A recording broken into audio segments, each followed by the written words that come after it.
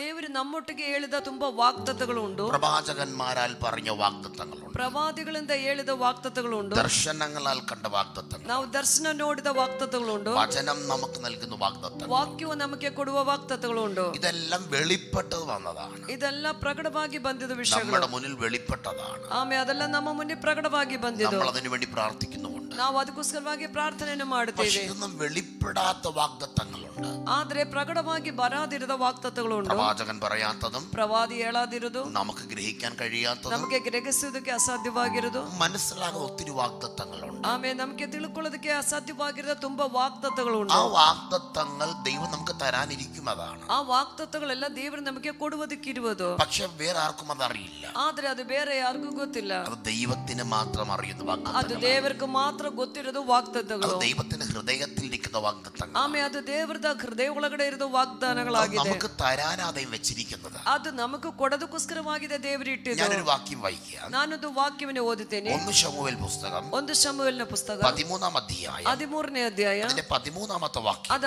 13ನೇ ವಾಕ್ಯ ഞാൻ വായിക്കുന്നു. ಇಲ್ಲಿ ಓದುತ್ತೀವಿ. 1 ശമൂവേൽ 13:13. ആമേൻ. ശമൂവേൽ ശൗലിനോട് പറഞ്ഞത്, നീ ചെയ്തത് ഭോഷത്വം. നിന്റെ ദൈവമായ യഹോവ നിന്നോട് കൽപ്പിച്ച കൽപ്പന നീ പ്രമാണിച്ചിട്ടില്ല. യഹോവ ഇസ്രായേലിന്മേൽ നിന്റെ രാജ്യത്വം എന്നേക്കും സ്ഥിരമാക്കുമായിരുന്നു. ഇപ്പോഴോ നിന്റെ രാജ്യത്വം നിലനിൽക്കുകയില്ല. നിങ്ങൾ ശ്രദ്ധിച്ചാട്ടെ. ನೀವು ಶ್ರದ್ಧೆಯಿಂದ ಗಮನಿಸಿ. ഞാനത് പറഞ്ഞു വിടാം. ಹಾಲಲ್ಲಿ ಅದು ಹೇಳಿ ಮುಂದೆ ಹೋಗ್ತೀನಿ. ശമൂവേൽ ശൗലിനോട് പറയുകയാണ്. ശമൂവേലನು ശൗൽ ಹತ್ರ ಹೇಳ್ತಾ ಇದ್ದಾರೆ.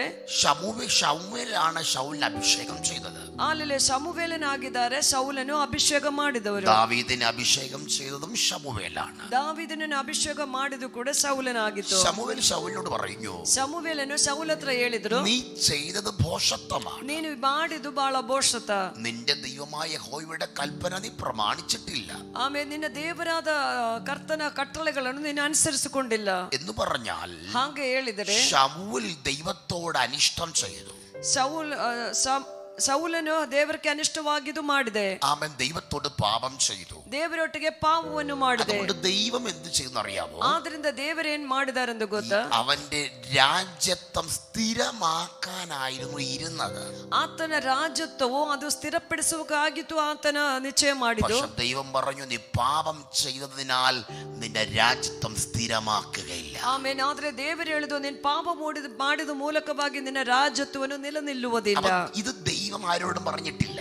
ಇದು ದೇವರು ಯಾರ ಹತ್ರ ಹೇಳಲಿಲ್ಲ. ശൗലിനോട് പറഞ്ഞിട്ടില്ല. ಅದು ಶೌಲನ ಹತ್ರ ಹೇಳಲಿಲ್ಲ. മറ്റാരോടും പറഞ്ഞിട്ടില്ല. ಬೇರೆ ಯಾರ ಹತ್ರನೂ ಹೇಳಲಿಲ್ಲ. ഇവന്റെ രാജ്യത്വം സ്ഥിരമാക്കണമെന്നായിരുന്നു ദൈവത്തിന്റെ ആഗ്രഹം. ಈತನ ರಾಜ್ಯತ್ವವು ಅದು ಸ್ಥಿರವಾಗಿ ಇರಬೇಕು ಎಂಬುದಾಗಿತ್ತು ದೇವರದ ನಿಶ್ಚಯವು. ദൈവം അത് ചെയ്യുമായിരുന്നു. ದೇವರು ಅದು ಮಾಡ್ತಾ ಇದ್ರು. പക്ഷെ ദൈവം പറഞ്ഞു, ಆದ್ರೆ ದೇವರು ಹೇಳಿದ್ರು, ഇത് സ്ഥിരമാക്കാനായിരുന്നു ഞാൻ തീരുമാനിച്ചത്. ಇದು ಸ್ಥಿರಪಡಿಸುವುದಕ್ಕಾಗಿತ್ತು ನಾನು ತೀರ್ಮಾನ ಮಾಡಿದ್ದು. പക്ഷെ നീ പാപം ചെയ്തതിനാ, ಆದ್ರೆ ನೀನ್ ಪಾಪ ಮಾಡಿದ ಮೂಲಕ ഞാനത് പിൻവലിക്കാൻ പോകുകയാണ്. ನಾನದು ಹಾಲಲ್ಲಿ ಹಿಂದೆ ತಗೊಳ್ಬಿಡ್ತೀನಿ. അപ്പൊ പാപം ചെറുതല്ല. ಹಾಲಲ್ಲಿ ಆತ ಪಾಪ ಚಿಕ್ಕದಲ್ಲ. ദൈവത്തിന്റെ മനസ്സിൽ ദൈവം ഒരുക്കി വെച്ചിരിക്കുന്ന പദ്ധതിയെ വരെ പിൻവലിക്കാൻ കഴിയുന്നതാണ് പാപം.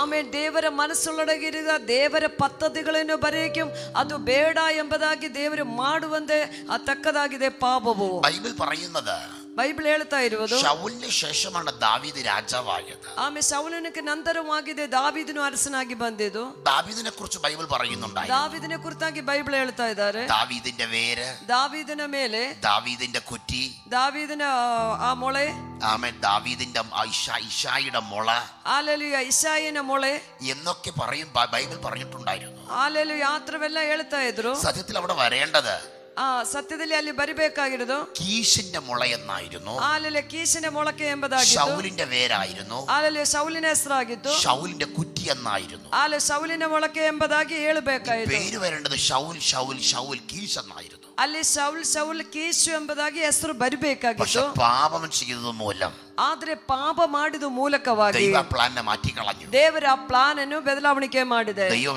എഴുതി. ಆಮೇಲೆ ದೇವರು ತಿರುಗಿಸಿ ಬರೆದಿದ್ರು, ഇശായിയുടെ മുള, ಅಲ್ಲಿ ಇಶಾಯಿನ ಮೊಳಕೆ, ദാവീദിന്റെ വേര്, ದಾವೀದನ ಬೇರು, ദാവീദിന്റെ കുറ്റി. ದಾವೀದನ ಬೇರು. വലിയ വാഗ്ദത്തത്തെ ಆಮೆ ದೊಡ್ಡ ವಾಗ್ದತ್ತವು, വലിയ വാഗ്ദത്തത്തെ ದೊಡ್ಡ ವಾಗ್ದತ್ತವು ചെറിയ പാപം കൊണ്ട് അകറ്റാം. ಆಮೆ ಚಿಕ್ಕ ಪಾವದಿಂದ ದೂರ ಮಾಡಿಸಬಹುದು. നീ പ്രാർത്ഥിച്ചെടുത്തത്, ನೀನ್ ಪ್ರಾರ್ಥನೆ ಮಾಡಿ നീ ತಗೊಂಡಿದ್ದು, കരഞ്ഞ് നേടിയത്, ನೀನು ಅಳುತ್ತು ದೇವರಿಂದ നീ ಹೊಂದಿಕೊಂಡಿದ್ದು, പ്രാപിച്ചെടുത്ത വാഗ്ദത്തം ನೀನು ಹೊಂದಿಕೊಂಡಿದ್ದ ವಾಗ್ದತ್ತಗಳು ചെറിയ പാപം മൂലം നഷ്ടപ്പെടാം. ಆಮೆ ಚಿಕ್ಕ ಪಾಪ ಮೂಲಕವಾಗಿ ನಿನಗೆ എത്ര ನಷ್ಟವಾಗಿ പേര് ആമേൻ ಹೋಗುತ್ತದೆ. പറയുന്നുണ്ട്? ಆಮೆನ್.